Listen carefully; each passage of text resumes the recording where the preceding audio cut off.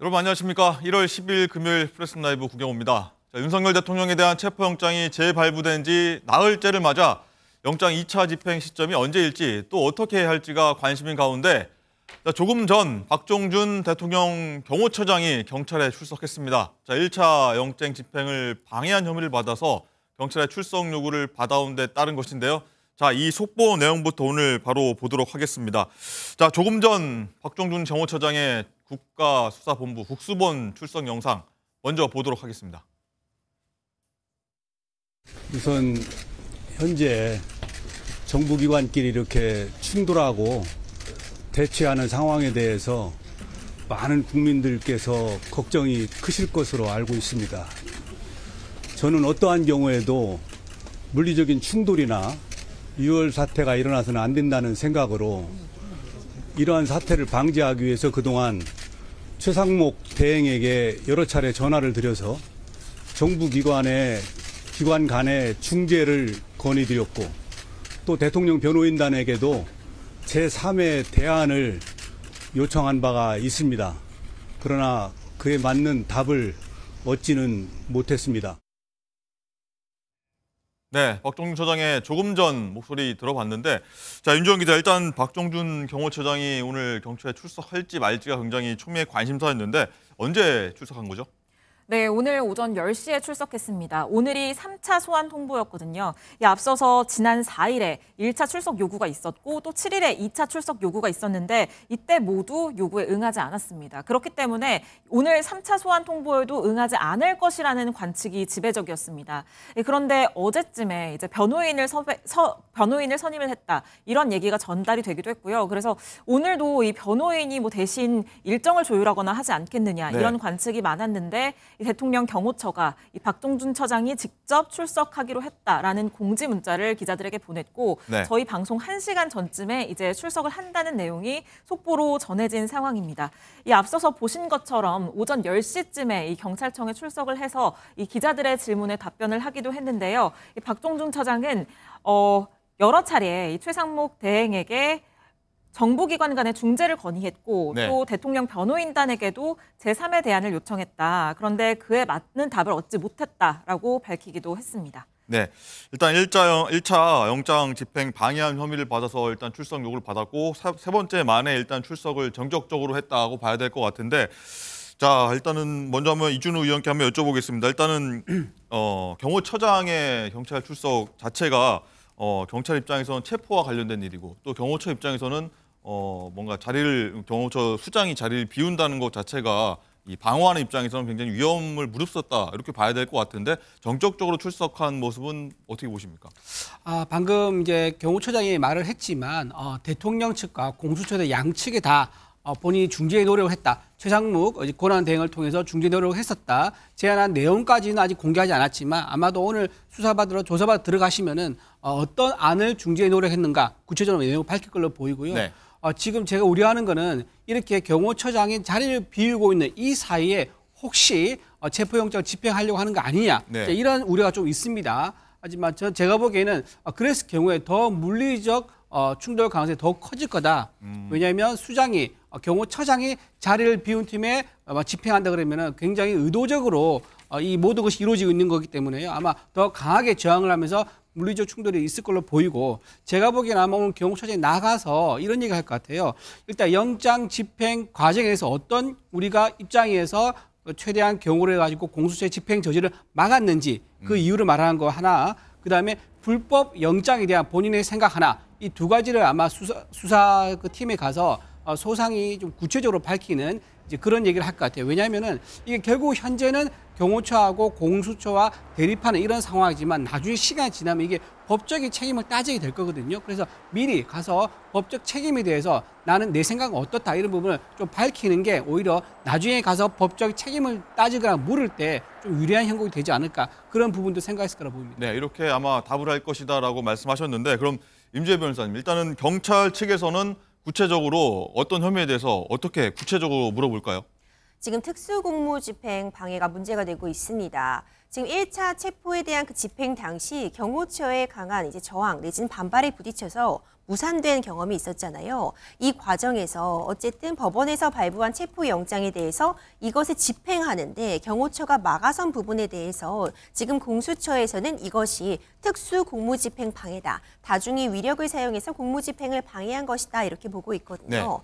이렇게 체포를 저지하는 과정에서 어떤 식으로 좀 준비가 경호처에서 이루어진 것인지, 어디까지 대비를 하고 있었던 것인지, 사전에 어느 인력들이 동원이 되었는지 이런 부분에 대해서 아마도 오늘 좀 집중적으로 질문을 이어나갈 것이라고 봅니다. 경호처는 그에 따라서 어떤 근거로 반박을 할까요? 어떤 근거일까요? 그렇죠. 경호처에서는 사실 이에 대한 대비를 하고 나왔을 것이라고 봅니다. 이전에는 사실 저도 예측하기로는 1차, 2차에 경호처장이 출석을 하지 않았기 때문에 당초에는 오늘 있을 이 3차 소환에도 응하지 않을 것이라는 예측이 지배적이었거든요. 네.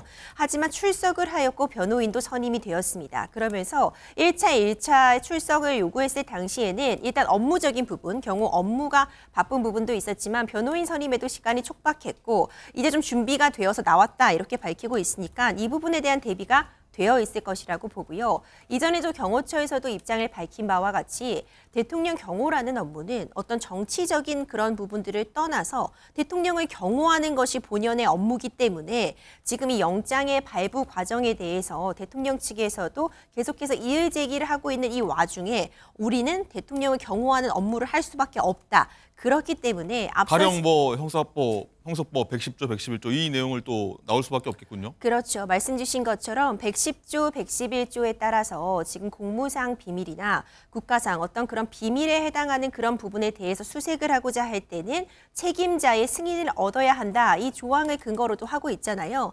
이런 부분에 대해서 경호처는 법계 정해진 절차에 따라서 이렇게 집행을 막을 수밖에 없었다. 이 부분을 다시 한번 강조할 것으로 보이고요. 네. 앞서 오늘 이 소환에 응하면서 경호처장이 언론과의 인터뷰를 한 그 부분에 전 주목을 한 점이 있는데 제3의 대안을 네. 제시하라고 했었다라는 부분을 언급한 점이 있습니다. 맞습니다. 지금 제3의 대안이라고 한다면 체포 집행에 응한다, 응하지 않는다는 사실 이분법적인 개념이잖아요. 응하거나 응하지 않거나. 하지만 제3의 대안을 계속 찾아달라고 최상목 권한대행에게도 얘기를 했었고 윤석열 대통령 측의 변호인단에도 계속 의견을 구했는데 적절한 답을 얻지 못했다라는 지금 이야기를 한 건데 사실 이 말의 속뜻을 보자면은 경호처의 입장에서는 어쨌든 두 기관 간의 어떤 입장 충돌에 대해서 조율하고자 최선을 다했고 어떤 열린 결말을 내기 위해서 노력하고 있다. 이 부분을 좀 강조하고 있다고 보이거든요.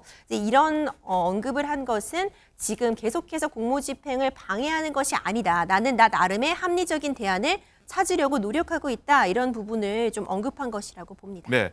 어쨌든 다시 종합하면 물리적 충돌 그리고 유혈 충돌 막기 위해서 최상목 대통령 권한대행에게 제3의 대안을 제안했지만 어쨌든 답을 듣지 못했다는 부분을 말씀하셨는데 강성필 부대변인은 어떻게 보십니까? 제3의 대안 요청 그리고 오늘 정적 출석한 배경까지 어떻게 보십니까? 전반적으로 박정준 경호처 처장의 말이 앞뒤가 안 맞는 겁니다. 왜 말이 안 맞냐? 본인이 내란죄 피해자면서 특수공무집행으로 입건이 되어 있는 상황입니다. 그런 상황에서 본인이 무슨 자격으로 체포영장이 위법하다, 위헌적이다 이런 말을 할 수가 있는 거죠. 본인이 뭐 법원의 판사입니까? 아니잖아요. 100번 양보해서 본인이 뭐 법률가입니까? 그것도 아니에요. 그리고 본인이 해놓은 말에 대해서도 앞뒤가 맞지 않는 명백한 이유가 본인 입으로도 말하잖아요. 대통령의 변호인 측에게 제3의 대안을 강구해달라고 물어봤다고 하지 않습니까? 아니 본인이 말한 것처럼 위법한 체포영장인데 그런 3의 대안이 왜 필요한 겁니까? 그리고 제3의 대안은 뭐 말씀 끊어 죄송합니다만 어떤 것이었을까요? 그러니까 저는 그것도 알 수가 없어요. 왜 제3의 대안이 있을 수가 없는 거냐면 법원에서 여러 가지 어떤 법적인 충돌이라든지 그리고 수사기관의 어떤 권한이라든지 지금의 상황이라든지 이런 걸 다 고려를 해가지고 법원에서 판단을 한 겁니다. 그래서 영장을 발부한 겁니다. 또한 여기에 대해서 윤석열 대통령 측에서 이의제기했지 않습니까? 그런데 법원이 다시 판단을 해서 기각을 했잖아요. 그런데 대한민국에서 헌법 제11조 보면 모든 국민은 법 앞에 평등하다고 되어 있는데 사람과 사람, 기관과 기관 어떤 갈등이 있었을 때 결과적으로 마지막에 최종 결정을 내려주는 것이 법원입니다. 근데 이러한 결정이 잘못됐다고 말하는 것 자체가 성립이 안 되는 겁니다. 그렇기 때문에 저는 어제 있었던 그 해병대 박정훈 대령의 1심 무죄 선고에 대해서 저는 경호처가 가슴에 좀 새겨야 한다. 이건 무슨 의미가 있냐? 위법한 지시는 따르지 않아도 된다는 겁니다. 그리고 제가 경호법을 아무리 찾아봐도 대통령의 신체를 보호하게 되어 있지 대통령의 심기까지 경호하게 되어 있지는 않습니다. 다시 말씀드리지만 대통령께서 어떤 수사기관의 소환에 3회 이상 불응을 하셨고 거기에 대해서 법원에서 판단을 해서 체포영장을 발부를 했고 그럼 여기에 대해서 응하는 것이 대통령으로서 대한민국 국민으로서의 어떤 헌법 질서를 지키는 자세다 이런 말씀 드리겠습니다. 네. 제3의 대안이 사실 굉장히 궁금한 부분이라서 이준우 의원님 이 부분만 짧게 한번 여쭤보겠습니다. 어떤 것이었을까요? 글쎄요. 제3의 대안이라는 게 현재 체포에 응하거나 불응하거나 둘 중에 하나인 것 같은데 네. 여기서 제3의라는 건 아마도 현장에서 그러니까 관제에 와서 출장 와서 조사하는 거 그러니까 조수 꾸미는 거 있지 않습니까? 네. 이 정도라만 말하는 것 같아요. 그전에 그 정도 말한 것 같은데 그 꾸미는 자체가 앞서 이제 대통령실 입장 바뀐 것처럼 헌재에서 일단 먼저 논의를 해서 인용이나 또는 기각, 심리가 끝난 이후에 형사로 가는 게 전례에 맞다. 박근혜 전 대통령 네. 시절에 그랬던 것처럼 그 얘기를 한 게 아닌가 이렇게 추측을 좀 해보고요. 네. 그리고 방금 말씀드린 것처럼 위법한 지시에 따르지 않아도 된다라고 했지 않습니까? 위법한 영장에 대해서는 어떻게 해야 됩니까? 이 체포영장을 보면요. 형소법 110조와 111조 따르지 않아도 된다고 했는데 이거는 전 세계적으로도 본인이 판사가 발부한 체포영장에 대해서 어느 법에는 안 따라도 된다라고 하는 그런 영장 발부 사례가 없을 뿐만 아니라 이거는 입법권 침해입니다. 그래서 헌법에 나와 있는 헌법 41조에 나와 있는 입법권은 국회에 속한다. 여기에는 판사가 들어있지 않습니다. 그렇기 때문에 위법한 체포영장에 대해서는 저항하는 명분을 오히려 만들어줬다 이렇게 생각합니다. 네. 제가 예. 반론을 하지 않을 수 없는 게 도대체 위법한 법원의 판단이라는 건 누가 판단하는 겁니까? 그리고 법원에서 형사법 110조, 111조 같은 경우는 군사기밀시설이기 때문에 군사기밀시설에 대한 압수, 체포 이런 수색을 말하는 게 아니라 당연히 체포의 대상이 있는데 체포의 대상이 어디인지 모르기 때문에 이 수색하는 범위인 것이지 조금 해석이 다르다 이런 말씀 드립니다. 알겠습니다. 자, 그리고 박종준 경호처장이 이 대통령이 적법한 수사를 받아야 한다 이런 얘기도 했습니다. 바로 듣고 오시겠습니다. 저는 현직 대통령 신분에 걸맞는 수사 절차가 진행되어야 한다고 생각합니다. 현재와 같은 체포영장 집행 방식의 절차는 아니라고 생각합니다. 우리나라의 국격에 맞게 대통령에게 적정한 수사 절차가 진행되었으면 하는 바람입니다. 그리고 경찰 소환 조사에는 처음부터 응하기로 마음을 먹었고 다만 변호인단의 준비가 다소 늦어져서 오늘 응하게 되었습니다. 경찰이 친정인 제가 경찰의 소환을 거부하고 수사를 받지 않는다면 국민 누가 경찰의 수사를 받겠습니까? 수사기관으로서의 경찰의 의상을 저는 존중해야 된다고 생각합니다. 오늘 모든 내용들을 소상하게 밝히고 성실하게 수사에 임하도록 하겠습니다. 네, 적정한 수사가 이루어져야 된다 이런 얘기였고요. 자, 그렇다면요. 임재 변호사님, 일단은 박종준 처장이 경찰 수사를 받고 난 다음에 귀가를 하는 것인지 아니면 뭐 체포가 되는 것인지 나아가 뭐 구속까지 되는 건지 뭐 앞으로 어떻게 전개될지 궁금한 부분이거든요. 네, 여러 가지 경우의 수가 있을 수 있습니다. 네. 일단 3차 소환에 응해서 출석을 한 만큼 오늘 정확하게 조사를 받고 귀가할 가능성 충분히 있는 상황이고요. 두 번째로 꺼내들 수 있는 카드는 이제 긴급 체포 가능성을 언급할 수 있습니다. 지금 소환에 응해서 조사를 받다가 체포가 필요하다 판단이 되면 일단 긴급 체포는 할 수 있어요.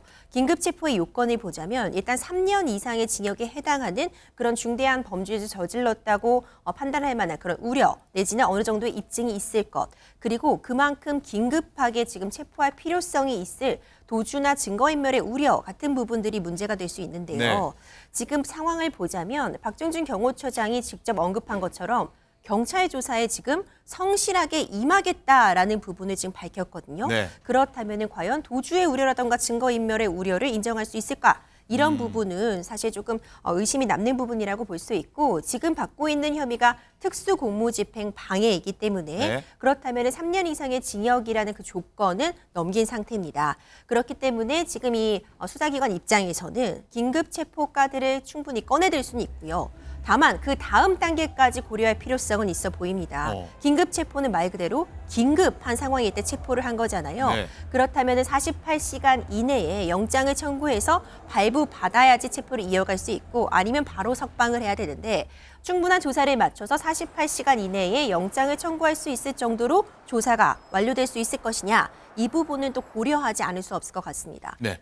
자, 이준우 의원님, 일단은 긴급한 상황인지 뭐 증거인멸, 도주 우려가 있는 건지 어떻게 판단하십니까? 아마 긴급 체포에 대해서 검토는 했을 겁니다. 검토는 했을 거지만 저는 실현되기 어렵다고 봅니다. 만약에 긴급 체포한 게 체포하게 되고 그게 언론에 보도가 되지 않습니까? 네. 그렇게 되면 저는 관저에 굉장히 많은 지지자들이 일시에 모여들 거라 생각을 해요.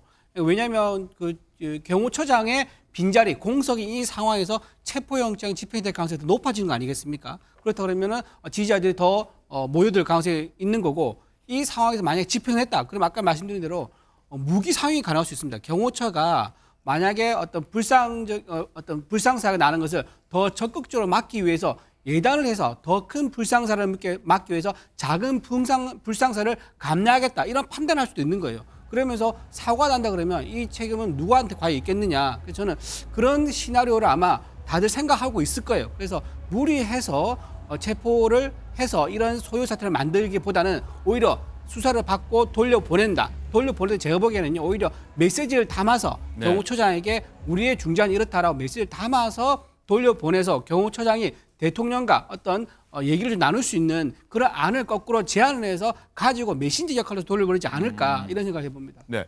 황선필 대변인 생각도 궁금한데 박종준 처장 같은 경우는 체포될 이유가 없다. 난 소명만 하러 왔을 것이다. 자신 당당하게 왔을 거라는 생각이 들거든요. 어떻게 들여다보십니까? 법원의 적법 절차에 따른 체포영장 집행이 위헌 위법이라고 하시는 분이 당연히 본인은 잘못한 것이 없다라고 주장할 수가 있겠죠. 그런데 이런 상황에 대한 1차 책임은 대통령에게 있는 것이죠. 대통령의 수사기관이 소환을 했을 때 바로 가서 응했으면 될 일 아니겠습니까? 근데 본인께서 사면하 불응을 하셨기 때문에 체포영장이 나온 것이고 결국에는 1차 그 체포영장을 집행할 당시에 경찰은 이미 박종준 처장과 경호차장을 다 체포하려고 했었습니다. 근데 그때 당시에 공수처에서 만류해서 이것을 못했던 것뿐이죠. 사실 그때 체포를 했다고 하면은 지금 2차 집행까지 이런 많은 물리력과 공권력이 투입될 필요도 없었을 것입니다. 그리고 이 체포영장이 저는 긴급 체포가 할 수 있다고 보는 것이 상황의 중요성입니다.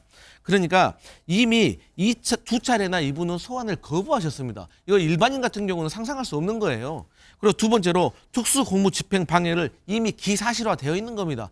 1차 때 공수처와 경찰이 갔을 때 특수공무집행 방해했잖아요. 이거 중환범죄인 겁니다. 그렇기 때문에 경찰로서는 당연히 긴급 체포를 하고 또 긴급 체포를 할 때는 검찰에 승인 요청합니다. 그럼 검찰에서 승인 요청이 나왔다는 것은 사법기관에서 이미 이것을 다 인정했다는 것이고 법원도 이미 체포영장을 발부했기 때문에 저는 박종준 경호처장부터 빨리 긴급 체포해야 된다. 그리고 나서 또 이어서 그 경호처의 수뇌부들을 먼저 체포를 해야지 국가 기관과 기관 간의 물리적인 충돌을 막을 수가 있겠다 이렇게 보여집니다. 네. 자, 상황이 어떻게 전개될지 저희가 한 번씩 차근차근 한번 보도록 하겠고요. 자, 그리고 윤지영 기자, 일단은 경호처 넘버 2죠. 김성훈 차장도 마찬가지로 내일까지 경찰 출석에 응해야 되는 상황이고 또 본부장, 경호처 경부장 2명도 마찬가지 조사가 있지 않습니까? 뭐 이 경호처 수장이라고 할까요? 뭐 지휘부 4명이 일단 잇따라 조사를 받게 되는 상황 아닙니까? 앞으로도? 네, 그렇습니다. 특히 지금 박종준 처장은 들어가면서 이 지금 경호처장에게 지금 경호 업무를 맡겼다라고 얘기를 했는데 네. 당장 내일이 김성훈 경호처 차장의 3차 소환 통보에 임해야 하는 날이거든요. 만약에 여기에 응하지 않을 경우에는 경찰이 다른 경우들과 마찬가지로 이 체포 영장을 신청을 할 수도 있는 상황으로 보여집니다. 그래서 오늘 이 과연 박종준 경호처장이 오늘 긴급 체포가 될 것인지 아니면 조사를 받고 나올 것인지 그 부분이 중요해 보이고요. 이 앞으로 지금 체포영장이 언제 집행이 될 것인가 그것이 지금 초미의 관심사인데 일단 오늘 오후 2시에 경찰이 수도권 형사기동대장 등 이 광역수사단의 간부들에게 집결을 지시를 한 것으로 알려졌거든요. 이게 다만 오늘 바로 2차 영장을 집행을 하겠다 이런 취지는 아닌 것으로 네. 보이고 일단 2차 체포영장을 집행하기 위해서는 일선 형사들을 이렇게 지휘할 수 있는 간부들에 대해서 이 충분한 회의와 정보 교류가 이루어져야 할 텐데 이 부분을 하기 위해서 오늘 모이는 것으로 보이거든요. 그런데 만약에 이 체포영장 집행을 당장 주말에 하게 된다라고 한다면은 중요한 경호처의 그 간부들이 없는 상태에서 지휘부가 공백 상태네요. 지휘부가 없는 상태에서 체포영장 집행이 이루어질 가능성도 지금 전혀 배제할 수는 없는 상황으로 보여집니다. 그렇군요. 자, 임주혜 변호사님, 일단은 지휘부 4명에 대한 조사가 오늘부터 쭉 이어집니다. 그리고 박종윤 처장 같은 경우 아마 뭐 비가 조치가 될지 아니면 뭐 체포가 될지 아마 좀 가늠자가 될 것 같아요. 비슷한 혐의를 받고 있으니까요. 뭐 김성훈 차장이랄지 본부장 2명도요.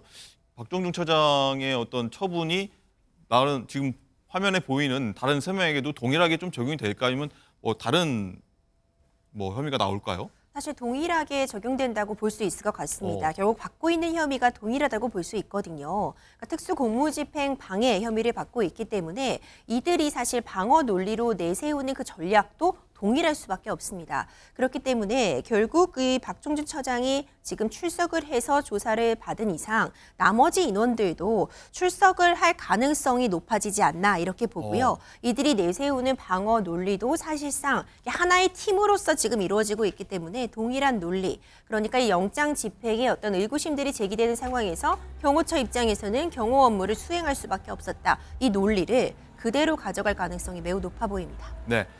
자, 박종준 경호처장이 출석할 때 굉장히 좀 많은 얘기를 했었고 기자들도 많은 질문을 했고 거기에도 하나하나 답을 일일이 다 했습니다. 어떤 얘기가 오갔는지 대부분 다 듣고 오도록 하겠습니다. 듣고 한번 들어보시죠. 체포영장 적법하게 발부됐는데 왜 막고 계시는 건지.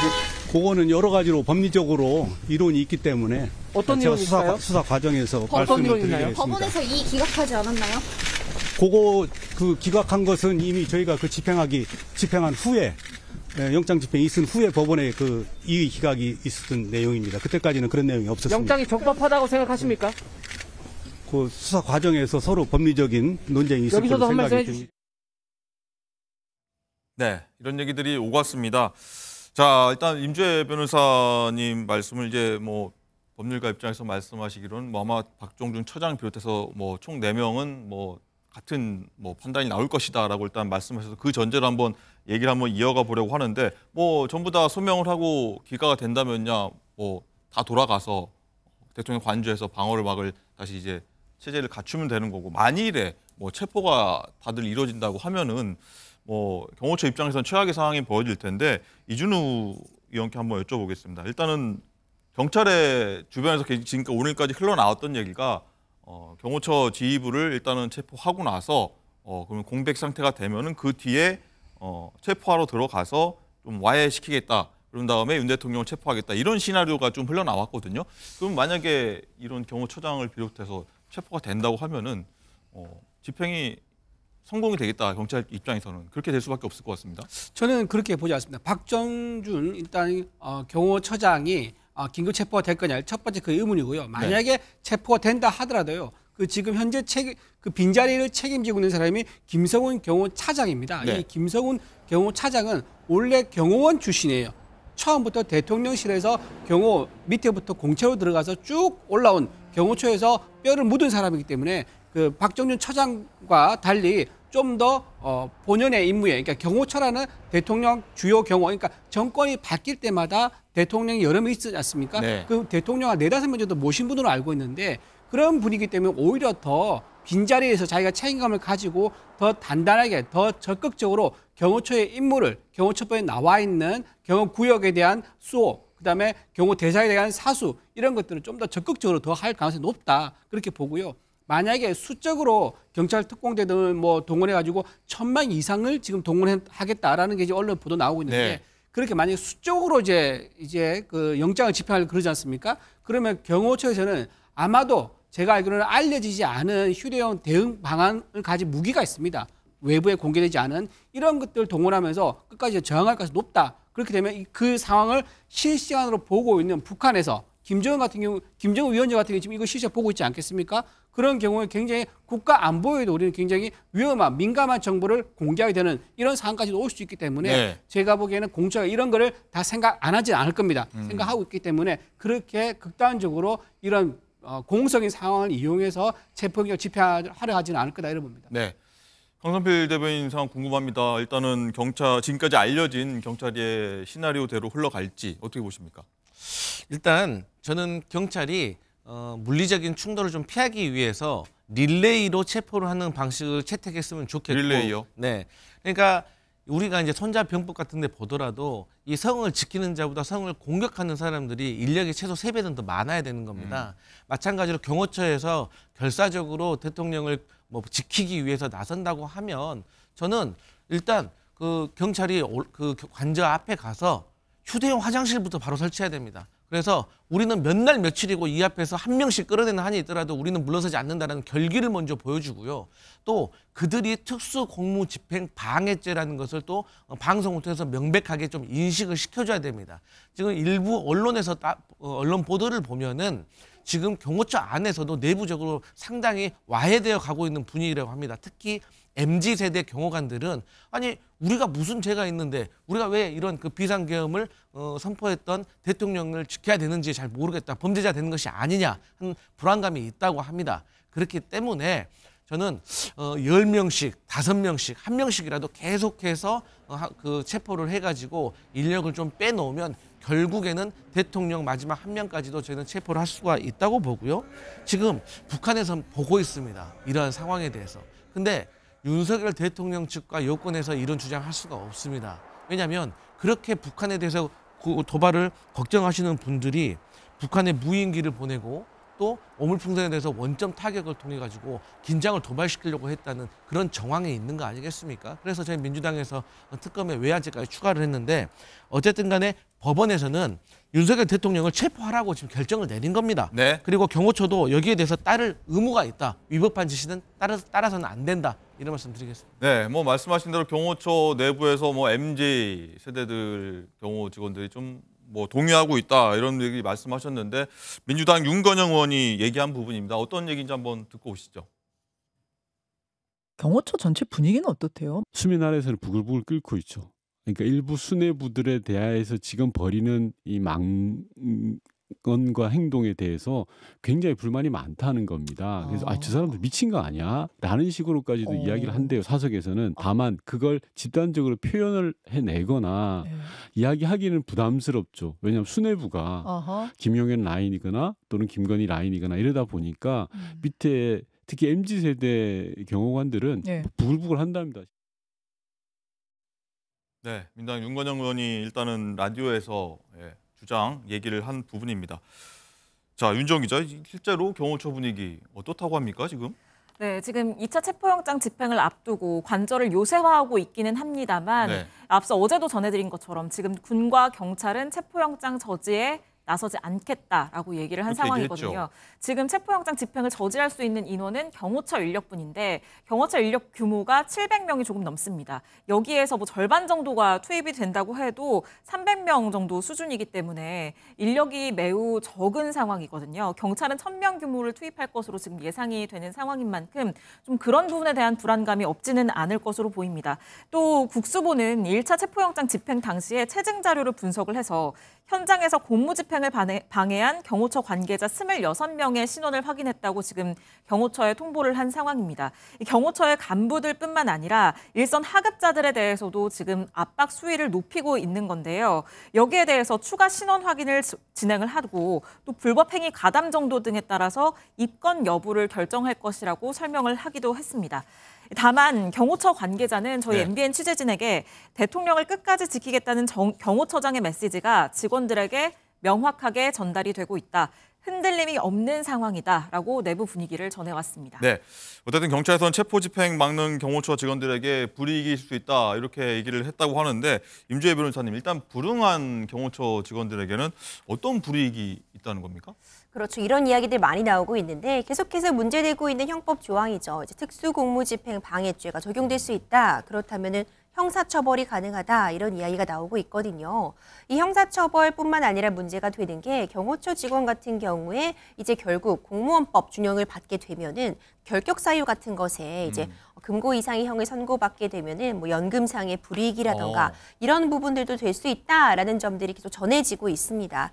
처벌의 가능성이라든가 이런 부분이 사실 실제 처벌로 이루어질지는 여러 가지 단계에 대한 검토가 필요할 것입니다. 어느 정도 집행을 저지했는지 그 인원별로도 차등을 둘 필요가 있을 것 같고요. 어찌 보자면은 어떤 상부의 지시에 응한 것인데 경호처 직원 개개인을 모두 일률적으로 처벌하는 것이 법리적으로나 아니면 형평성의 측면에서 너무 과도하지 않은가 이런 부분에 대한 논의도 진행될 것이고요.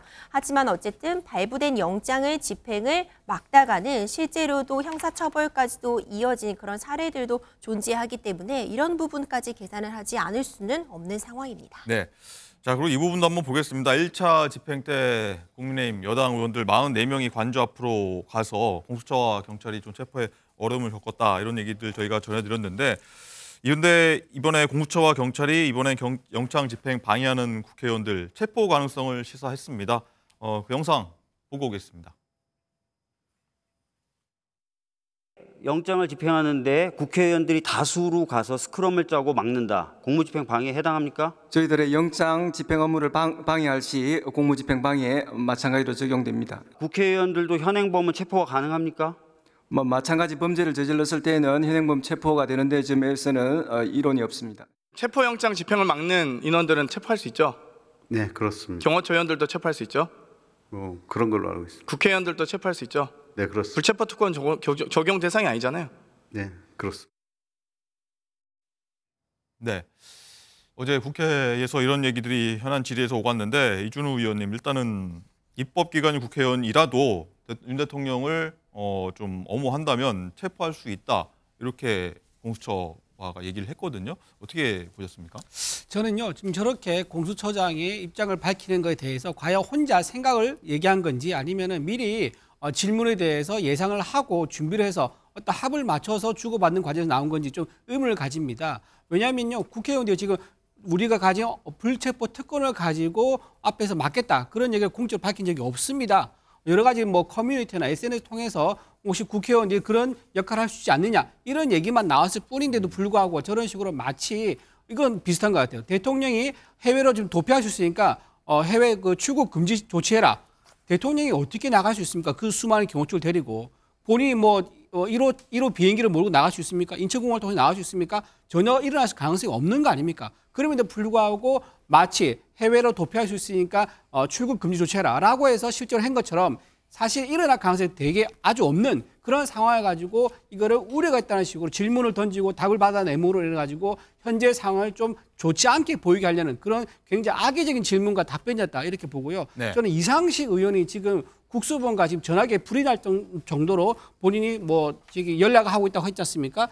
저는 이런 식으로 민주당 의원들이 현재 오히려 공수처의 수사 지휘를 하고 있는 게 아닌가 굉장히 의심스럽고요. 이렇다 그러면 상권 분립을 저해하고 있는 헌정 질서를 유린하고 있는 민주당에 굉장히 큰 책임을 물어야 되는 상황이 올 수도 있다. 이렇게 말씀드립니다. 네, 국민의힘 권성동 원내대표 관련해서 오늘 불상사에 관련한 얘기를 했습니다. 어떤 얘기인지 한번 듣고 오시죠.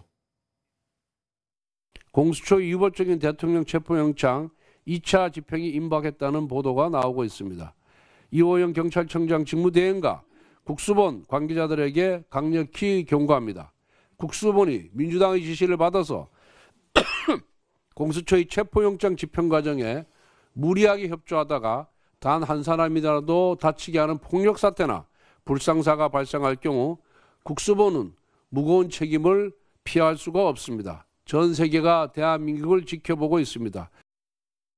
네, 전 세계가 대한민국을 지켜보고 있다라고 막판에 얘기를 했는데 강성필 부대변인 일단은 공수처나 경찰 측에서는 국회의원을 체포할 수 있다 막아서면요 경고라고 봐야 됩니까? 실제 집행하겠다 이런 의지라고 봐야 됩니까? 실제로 집행을 해야죠.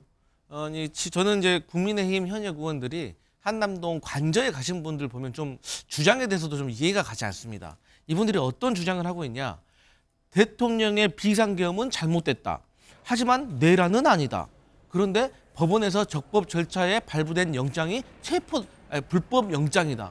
제가 다시 말씀드리지만 대한민국에서 최고의 사법기관에서 결정을 내리면 그 위에 결정을 내리는 기관은 없습니다. 그냥 따라야 되는 겁니다. 그게 헌법에 명시되어 있습니다. 그런데 여기에 대해서 현역 국회의원들이 불법적인 체포영장임으로 대통령을 지키겠다라고 현장에서 막아선다면 그야말로 현행범으로 체포가 가능합니다. 그리고 제가 알기로 국민의힘 현역 의원들께서는 22대 총선에서 불체포 특권을 포기하는 각서까지 쓰신 걸로 제가 알고 있기 때문에 저는 이러지 않으셨으면 좋겠다.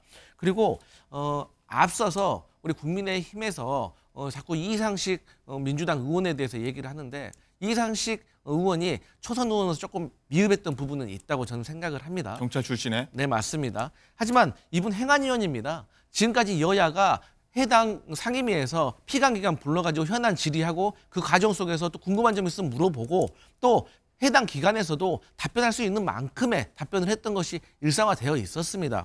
그런데 이철규 의원께서는 뭐라고 했습니까? 국수본 본부장한테 훗날을 봐야 된다 이렇게 말씀하셨는데 이런 것은 상황에 따라 듣기에는 협박이 될 수도 있는 겁니다.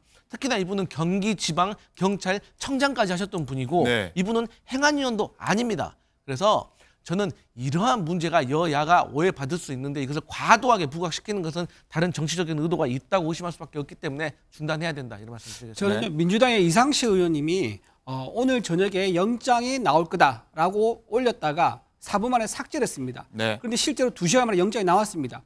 그거를 단순히 소통하는 그런 사람이라면 그걸 어떻게 알 수가 있습니까? 의원이라 보기 힘든 거고요. 굉장히 수사에 적극적으로 개입하고 오히려 그 뒤에 있는 누가 있느냐, 이재명 대표가 있는 거 아니냐 이런 의혹을 오히려 해명을 해야 된다. 그런 입장을 말씀드리고요. 영장 청구할 때 지금 굉장히 중요한 내용이 어제 보도가 됐는데 서울중앙지법에서 이 체포영장을 공수처에서 받았는지 안 받았는지 입장을 밝히지 않았습니다. 만약에 서울중앙지법에서 체포영장 한번 기각했는데 이거를 다시 서부지법에 가서 영장을 발부받다 하면요. 네. 이런 식으로 공수처가 처음부터 우리는 영장 발부받을 때까지 지법에 다 신청을 하겠어라고 마음먹은 거고요. 중앙지법에서 한번 기각된 거를 기각 사유를 적시하지 않고 서부지법에 발부했다 그러면 그게 불법입니다. 이 공수처도 영장 발부한 사람들 전부 다 체포돼서 수사받을 수 있는 그런 상황이 됩니다. 그런데 제가 다시 말씀드리지만요. 그렇게 여기 중앙지법이 이렇고 저기가 저렇고 이런 말 자체가 이 법원의 권위를 떨어뜨리고자 하는 것이고요. 다시 말씀드리지만 공수처법 31조를 보면은요. 그 관할 법원 그리고 증거가 있는 곳 그리고 특별한 사유 이렇게 명시가 되어 있기 때문에 그런 것을 다 중앙지법, 서부지법 다 전체적으로 검토를 해서 이것을 발부했다는 점을 말씀드리고 더 이상 여기에 대해서 영장이 발부되기 전에는 얼마든지 그런 얘기 할 수가 있지만 발부된 다음엔 다 따라야 된다. 이런 말씀 드리겠습니다. 알겠습니다. 자, 그럼 윤 대통령 측은 지금 어떤 입장인지 한번 살펴보겠습니다. 윤 대통령 측 변호인단이 어제 외신 기자회견을 열고 계엄 선포의 정당성과 합법성을 주장을 했습니다. 어떤 얘기했는지 한번 듣고 오도록 하겠습니다. 지금 거의 지금 내전 상황인데요. 공수처가 계속해서 대통령에 대한 보여주기식 그런 체포를 강행할 경우는 저는 우리 선량한 비교적 좌파에 비해서는 상대적으로 비폭력적이고 평화적인 시위를 하는 우리 보수의 일반 지지자 시민들이 중에는 일부는 어떠한 과격한 반향을 일으킬지도 모르겠다는 걱정을 한편으로 하게 됩니다. 이것은 체제전쟁이고 자유민주주의의 이념과 그것에 반하는 세력 간의 이념전쟁, 체제전쟁의 성격으로 지금 가고 있기 때문에 그러한 부분을 우리 국제 외신에서도 좀 관심을 가져주실 필요가 있다. 내전이라고 말씀하신 거는 대통령님 입장이신가요? 지금 대통령님과 우리 변호인들 사이에 흐르는 기류라고 말씀드리겠습니다. 정확하게 그것이 누구의 워딩이라고는 제가 말씀드릴 수가 없고요. 네, 쭉 들으셨는데 지금 상황이 내전 상황이다. 이 이념이고 체제 전쟁 상황이고 대통령과 변호인단의 사이에서 그렇게 흐르는 기류다라고 지금 얘기를 했는데 더 나온 얘기 있습니까? 네, 윤석열 대통령 측은 이 공수처가 대통령을 무력으로 체포, 구금을 시도한다면 분노한 국민들의 반발이 예상된다. 그렇게 된다면 무리한 연장 집행이 내전 상황으로 이어질 수 있다라는 경고를 내놨습니다. 그리고 비상계엄에 대해서 평화적인 비상계엄이었다라고 주장을 하기도 했는데요. 네. 이 목소리 이어서 들어보시겠습니다. 네, 지금 한파주의보가 내려지고 강추위가 계속되는 상황에서 많은 국민들이 지금 힘들게 고생하고 계십니다. 국민이 분열되고 있고 우리 경호처 직원이나 경찰 공무원 모두 심한 갈등 속에서 고생하고 있습니다. 이런 상황을 종식시키기 위해서 대통령께서는 기소를 해라, 아니면 중앙지방법원에 사전영장을 청구해라, 그러면 그 절차에 응할 것이다. 분명히 어제도 말씀드렸고 지금도 같은 뜻을 갖고 계십니다. 그 짧은 조사를 위한 그 체포라는 행위를 위해서 현직 대통령을 굳이 묶어서 구금해서 이렇게 조사를 하는 것은 조사 자체의 효율성 측면에서도 아주 참 부족하고, 더구나 현직 대통령을 그와 같이 수갑 기타 어떠한 그 신체를 속박하는 도구로서 대통령을 묶는 모습을, 또 묶여진 대통령의 모습을 보여주겠다는 그것에 다름 아닙니다. 보는 것입니다. 실패라는 개념이 아니라 평화적 계엄이기 때문에 당연히 그렇게 가는 겁니다. 프로세스가 그렇게 설계가 된 것입니다. 어차피 국회 과반수 해제 의결을 하면, 해제 요구 의결을 하면 해제한다는 것을 염두에 두고, 다만 이런 비상계엄이라는 수단을 통해서 위기 상황을 알고 극복하려고 하는 절박한 심정에서 했다는 것입니다. 하시는 말씀은 하여튼 비상계엄을 선포하게 된 과정이나 이런 것들을 변호인들에게 이해시키려고 하는 것이고, 또 지금 당신께서 의도했던 비상계엄 선포가 어떤 목적이 달성되지 못할까봐 고심하고 있고, 많은 부분에서 걱정을 하고 계십니다. 네, 변호인단은 윤석열 대통령이 계엄을 통해서 입법 독재, 탄핵 폭주, 여러 위기 상황의 심각성을 알리고 나라를 반듯하게 만들려고 했던 것이라면서 지금 혼란이 생겼는데 이게 극복하면 계엄이 성공한 것이다, 이런 주장을 하기도 했습니다. 또 앞서서 이 체포영장 2차 집행에 대해서 굉장히 강하게 반발을 했는데 여기에 대해서도 지금 헌법재판소에 권한쟁의, 가처분 신청을 하겠다는 입장입니다. 네. 자, 앞서 들었던 목소리 들으면요, 일단은 이념 전쟁이다, 뭐 내전 상황이다, 뭐 체제 전쟁이다, 뭐 이런 얘기를 하고 있는데, 아마 들으신 분 중에서는 뭐 동의하는 분들 계실 거고, 아닌 것 같은데, 뭐 갸우뚱하신 분들도 계실 것 같은데, 이준우 의원님, 이거 어떤 의미입니까? 네, 지금 우리나라가 지금 건국 이후에 1948년 이후에 북한과의 체제 전쟁에 승리를 했지 않습니까? 그 승리의 주역들은 전부 다 자본주의와 시장을 기본으로 하는 그런 시스템을 믿고 우리가 경제활동을 해왔던 겁니다. 지난 문재인 정부 때 5년간 어땠습니까?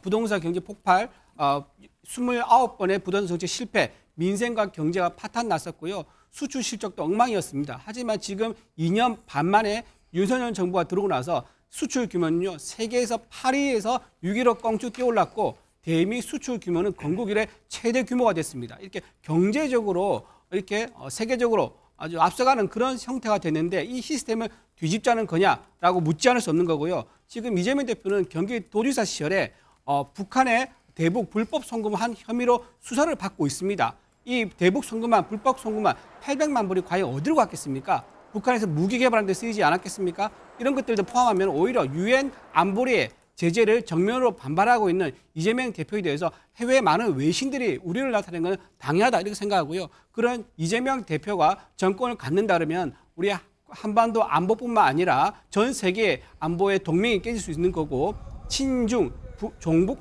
그런 어떤 형태의 정부가 들어선다 그러면 이거야말로 전부 다 지금까지 우리가 쌓아왔던 대외 신뢰관계를 우리가 스스로 저버리는 행위다. 그렇기 때문에 모든 이제 국민들이 진영으로 나누어 가지고요, 여기서 네. 물러설 수 없다, 이렇게 이런 상황이라고 볼 수 있습니다. 그래서 이념 전쟁, 내전 상황이다, 이렇게 인식하는 것 같은데, 강성필 부대변인은 이게 동의를 하십니까? 어떠십니까? 아니 우리 이준우 위원께서 하신 말씀 정말 좋은 말씀이신데 근데 그런 좋은 말씀 뒤에 이념 전쟁하고 그러니까 이게 무슨 상관이 있냐고요. 그걸 묻고 있잖아요. 문재인 정부 때 부동산 정책이 잘못됐다고 합시다. 이게 무슨 이념이냐고요. 그냥 경제 문제인 거예요. 지금 경제가 무너지고 있고 환율이 오르고 있는데 이 시국에 무슨 이념 전쟁이냐고요. 이념 전쟁이란 건 뭐냐면 윤석열 정부 초기에 홍봉도 장군이라든지 건국절이라든지 그야말로 우리 경제와 민생과 전혀 상관이 없는 국민들이 공감하지 못하는 그런 갑자기 뜬금없는 아젠다를 꺼내가지고 그야말로 좌와 우를 갈라놓으려고 했다고밖에 저는 생각하지 않기 때문에 지금 와서 또 비상계엄과 이념 전쟁이 무슨 말인지 저는 도대체 이해할 수가 없다.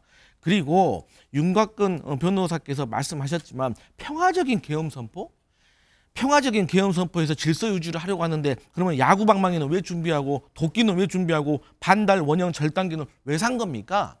그리고 소수 질서 유지를 위해서 소수 병력을 투입했다고 하는데 군사하고 경찰 4,749명이 소수입니까? 그러면 저기서 다수면 뭐 한 5,100만 국민이 다 가야 다수인 겁니까? 그리고 비상계엄 해제를 2시간 만에 했다? 이거는 윤석열 대통령께서 2시간 동안을 계획하신 게 아니라 국회가 시민들과 함께 힘을 모아서 2시간 만에 계엄을 해제했기 때문에 2시간인 건지 자꾸 본인께서 2시간만 계획했다는 것처럼 말씀하시면 안 된다. 그리고 석동현 변호사께서는요. 도대체 무슨 말을 하시는지를 모르겠어요. 얼마 전에도 체포의 채자도 꺼낸 적이 없다고 했는데 지금 정황들이 드러났잖아요. 4명에서 1명씩 들쳐업고 나와라. 이게 체포 아닙니까? 총 쏴서 문부수고 나와라. 이거 대통령께서 직접 지시했다는 정황이 있지 않습니까? 그래서 저는 윤곽근 변호사나 석동현 변호사께서 대통령을 조금 보호하려고 하는 그 마음은 알겠는데 최소한도로 국민들이 공감할 수 있는 내용을 좀 객관적으로 말씀해 주셨으면 좋겠다. 이런 말씀 드립니다. 네. 윤 대통령 입장 저희가 한번 길게 한번 쭉 들어봤고 거기에 따른 어떤 평가까지 의미까지 한번 저희가 한번 들어봤습니다. 자, 이런 가운데 어제 많은 얘기들이 오갔습니다. 백골단 얘기 갑자기 이 시국에 백골단이 뭐야라고 하는 분들 아마 많으실 텐데 백골단이라고 하는 방공청년단 어제 국회에서 기자회견을 했습니다. 갑자기 백골단이 뭐야라는 얘기들이 많았는데 국민의힘 김민전 의원이 이제 기자회견을 국회에서 주선을 했다고 하는데 어떤 얘기들을 오갔는지 얘기 듣고서 얘기 계속 이어가도록 하겠습니다. 이들은 왜 그야말로 이렇게 살을 칼로 애는 듯한 바람 속에서도 눈보라가 휘날리는 밤에도 밤을 쥐세우면서 한남동에서 시위를 하고 있는지 그들의 목소리를 여러분께 전해드리려고 합니다. 젊은 청년들이 원하는 것은 딱 한 가지입니다. 그것은 바로 헌법과 법률이 공정하게 집행되기를 원하는 것이다. 네, 김민전 뒤에 서 있는 분들이 이제 흰색, 하얀색 헬멧을 쓰고 있었는데 백골단이다. 백골단이라고 하면 1980, 90년대 이 대학생 시위하던 대학생들이 곤봉과 방패로 이렇게 뭐랄까요, 좀 체포하고 좀 뭔가 뭐 때리기도 하는 그런 모습이었는데 지금 현재 체포 찬반 집회에서 약간 이렇게 모습을 헬멧을 쓰고 나와서 지금 이 시국에 나와서 이게 적절하냐 얘기가 많이 나왔고 야당에서는 백골단의 의미를 모르는 거냐 비판이 쏟아졌는데 윤정 기자 일단은 김민전 의원 그리고 국민의힘 의원 입장은 뭡니까 지금? 네, 김민전 의원은 백골단이란 이름을 들은 적이 없다. 하얀 헬멧은 방어를 위한 것이라고 생각했다. 그러니까 나는 몰랐다라는 입장입니다. 국민의힘은 당의 공식 입장이 아니다. 김민전 의원에 대해서 선을 그은 상태인데요. 그럼에도 불구하고 논란이 사그러들지 않으면서 김민전 의원은 SNS를 통해서 사과를 하고 이미 진행된 기자회견을 철회하겠다 이렇게 밝히기도 했습니다. 네. 정확한 정보와 배경을 파악하지 못한 채 이미 진행되는 기자회견이 끝났는데 처리하겠다. 네, 그렇습니다. 이미 기자회견을 주선하는 것에 대해서 송구스럽게 생각한다면서 이번 일이 자발적 평화적 시위를 하고자 하는 청년들을 폭력적 시위단으로 왜곡하는 계기가 되어서는 안 된다라고 밝히기도 했는데요. 이 논란이 커지면서 백골단이 어제 오후 6시 반에 관저 앞에서 출범식을 열고 도열 시위를 진행을 할 예정이었는데 네. 이 일정도 모두 취소가 된 상황입니다. 자, 여기에 대해서 야권이 김민전 의원 향해서 자, 국회의원 자격이 없다 이렇게 비판의 목소리를 냈습니다. 어떤 얘기인지 한번 듣고 오시죠. 이 백골단이라는 게 과거 전두환, 노태우 이 군사정권 시절에 나왔던 정치 깡패들이었던 뭐 그런 것들인데 굉장히 두려움을 많이 갖는 분들이 여전히 있어요. 그리고 저희 민주당에서는 예. 이런 상황들을 초래하고 국회에 백골단이라는 사람들을 다시 들였던 이 불행한 역사를 다시 반복하게 하려고 했던 김민전 의원에 대해서는 예. 강력한 제재 조치를 취하기 위해서 저희가 오늘 제명안을 발의하는 것도 지금 검토하고 있습니다. 저는 김민전 의원이 사실은 80년대 학번이지 않습니까? 80년대 학번으로 80년대 민주화 운동 시기에 백골단이 수행했었던 독재와 폭력, 집단적인 그런 린치에 대해서 잘 알고 있는 국회의원인데 반공청년단과 백골단을 공권력에 맞서는 그런 불법적인 집단을 국회에 와서 기자회견을 시킨 것 자체가 전 이해가 되지 않고 정말 잠꼬대 같은 얘기를 했다라는 생각이 듭니다. 그래서 네, 이준희 의원님, 일단은 저도 이 궁금했던 걸 김영진 의원이 얘기해 줬는데 김민전 의원이 80년대 학번이라서 그때는 뭐 대학생들 시위 많았고 민주화운동 많이 있어서 좀 트라우마로 있는 분들이 굉장히 대다수일 것 같은데 80년대 학번 같은 경우에는 백골단을 몰랐다. 라고 하는 부분에 대해서 해명이 좀 필요할 것 같습니다. 아마도 이제 워낙 이제 많은 지지자들이 모여들다 보니까 관저 앞으로 와서 지금 대통령을 지지하는 이제 이런 분들이 모이다 보니까 거기에 여러 사람 섞여 있지 않겠습니까? 네. 뭐 직업도 다양하고 나이도 다양하고 이제 그럴 건데 그 상황들 중에서 좀 체계적으로 조직을 가지고 있는 우리가 있다라는 것을 강조를 한 것 같아요. 그러다 보니까 김민정 의원께서 좀 검증을 제대로 좀 부실하게 해서 이제 이렇게 기자회견하는 자리까지 마련하는 게 아닌가 이런 생각이 좀 드는데요. 저걸 하나 가지고 이제 뭐 꼬투리를 잡아서 민주당에서는 뭐 의원 제명을 뭐 얘기하고 그러는데 그건 매우 부적절한 것 같고 누구나 현재 이런 혼란스러운 상황에서는 실수를 할 수 있는 법입니다. 그거에 대해서 저렇게 너무 강하게 가는 건 좀 적절하지 않은 것 같고 오히려 저는요 민노총을 계기로 해가지고 민노총이 지난번에 관제 앞에 모여가지고 직접 집행하겠다 이런 얘기가 했지 않습니까? 근데 민노총이 어떤 조직입니까? 작년 12월이죠. 북한의 간첩과 그 내통했고 간첩으로부터 공작권을 받았고 또 간첩이 보내준 북한의 지령을 90번 받아가지고요. 그걸 다 실행을 해가지고 그 혐의가 확정이 돼서 1심에서 징역 15년을 받았습니다. 민노총에 있는 금속노조 부위원장은 7년을 받았습니다. 이게 뭐 그냥 뭐 주장에서 된 게 아니라 증거가 확보된 상태에서 된 거고요. 그때 썼던 이제 그 재판 판결문 이런 게 있습니다. 이태원 참사 관련해서 쓰는 구호가 있습니다. 그 구호를 시민단체에서 쓸 수 있도록 북한에서 내려보냈는데 그때 나온 구호가 뭐냐면 이게 나라냐는 구호예요. 이 말이 여러분들 뭐 여러분 오해할 수도 있는데 우리나라 자발적으로 만든 단어가 아니라 용어가 아니라 북한에서 내려보낸 지령 그대로 활용한 겁니다.